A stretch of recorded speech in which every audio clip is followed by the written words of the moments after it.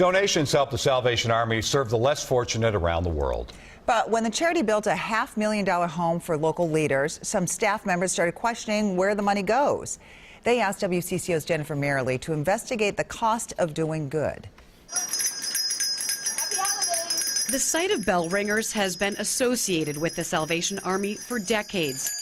Dedicated volunteers raising dollars and cents in a red kettle to serve meals, offer shelter and assistance to thousands every year. But it's where other donor dollars went that is making noise within the Christian charity. It may come as a surprise to people outside the Salvation Army that the nonprofit provides officers with a home to live in, furniture, and a car, plus a minimal salary. It is a Christian organization, and their physical needs and their personal needs are not supposed to be that important. So this is supposed to be living modestly? Yes.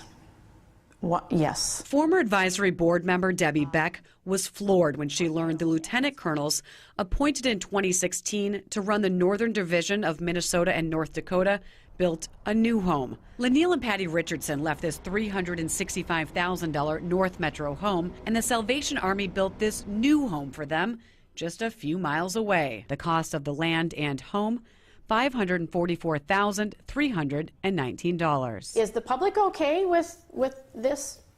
I mean, if they're okay, then I guess I can be okay. But I'm not okay because I don't think the public will be okay. The Salvation Army spokesperson told WCCO the original home needed several improvements, and estimates to correct the decades-old issues would cost an average of $185,000. Lieutenant Colonel Lanil Richardson responded with a statement that said fewer than 1% of Army houses are new builds. Quote, because the estimated cost to renovate an existing property would have surpassed the cost of new construction, we felt the purchase was justified, even though it was above our normal pricing structure. If we misstepped in this decision, it was in earnest, as we always strive to find the most fiscally responsible, long-term housing solutions. These are images of the inside of the home from a Realtor.com post. It sold last July for $380,000. And WCCO has learned it was move-in ready with no necessary fixes. I think it needs to be explained. Daniel Borichoff with Charity Watch points out issues he sees with the pay structure of Salvation Army officers. It's hard for outsiders to get a grip on whether the total compensation package is reasonable because they don't get only a straight salary. They get their benefits taken care of. Borichoff thinks some Salvation Army officers' homes conflict with its image of sacrifice and service. I've heard some cases where it gets out of control and the housing becomes higher than what one might hope. There needs to be a rationale for it.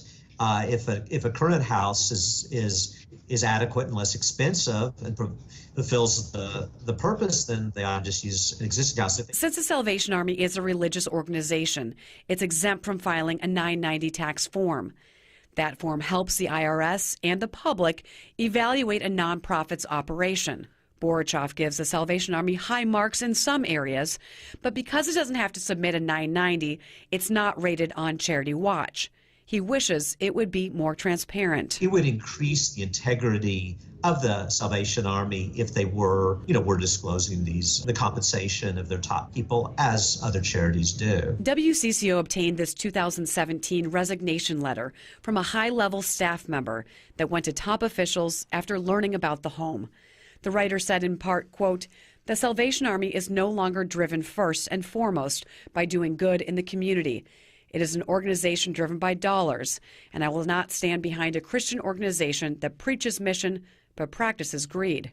Beck also received the letter. I hope people will start asking questions about where their money is going and is it being used in the way that they're being led to believe that it's being used. Jennifer Merrily, WCCO 4 News.